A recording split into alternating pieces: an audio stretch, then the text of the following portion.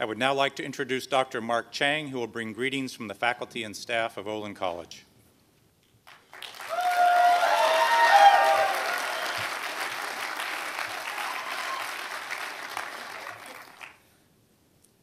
Whoa.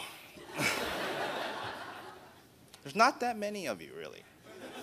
69 of you here. I've had 31 or so of you in classes, 11 of you in OSSs, some of you more than once.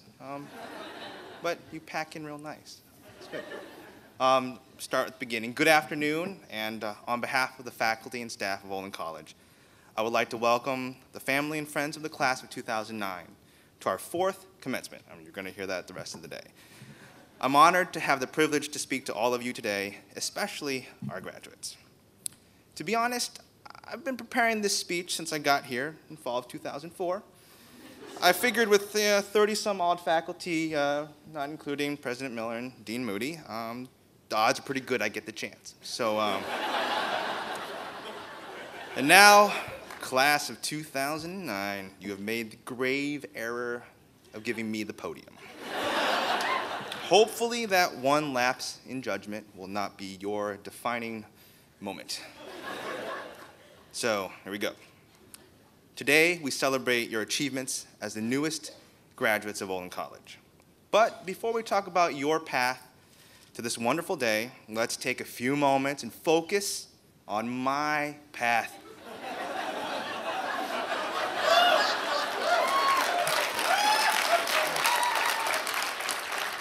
To greatness. There's usually music at this point, but all right.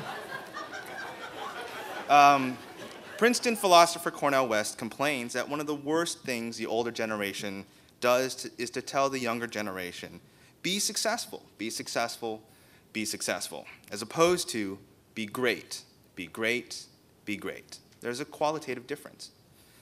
I remember my own graduation like it was yesterday. It was a warm, wonderful, brilliant summer-like day, much like this here. It was 1997, the same year that Olin received its educational charter from the Commonwealth of Massachusetts. The Franklin W. Olin Foundation had just announced its ambitious plans to reinvent engineering education on a little grassy hill right here in Needham. Olin, as we know it today, was just a twinkle in Larry Milas's eye. In graduating, I realized that college for me was somewhat like a train. After high school, I boarded it. Then 4 years later, I got off. My dad and little sister drove me there, dropped me off, and no one even visited for 4 years. After graduation, I packed my apartment into the back of a Ford Taurus wagon in a single morning and drove 13 hours straight back to Iowa City to live in my parents' basement.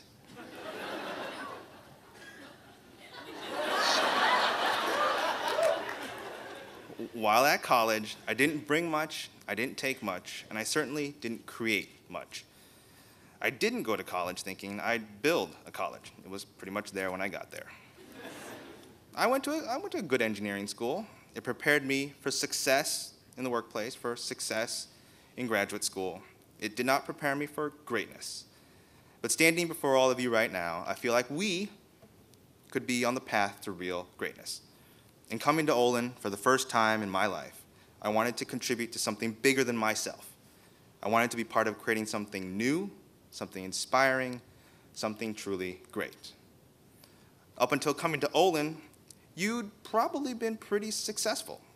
Now, as you leave, you have the opportunity to be great. What role do each of you from the class of 2009 play in this institution's unfolding history? You are its wonderful, delicious, beautiful, chewy center. Like the nougat in the middle that is Olin, whatever a nougat is. You have been here for every graduation.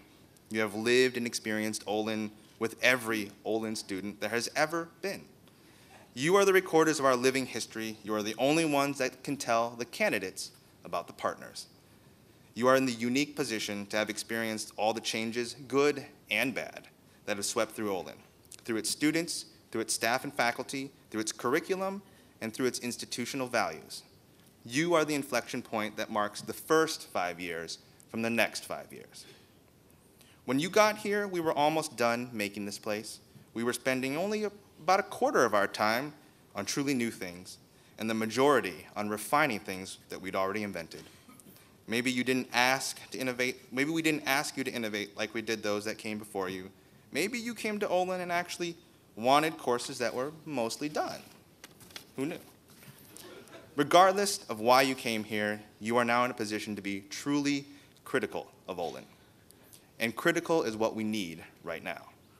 Because changing is often harder than creating. Keeping the good and throwing out the bad is really, really hard. And acknowledging that your own creations, courses, clubs, organizations, need real fixing requires guts. Your classmates were the first to step out of the bubble and find a path independent of Olin and started the leave of absence trend. Why? What can't you do here? What aren't we making possible? Should we make you all go away for a little while? Maybe. You staged a sit-in demanding change to the first-year curriculum. Maybe you were right, maybe you were wrong, but it certainly got our attention, and we honor you for it. We need your perspective.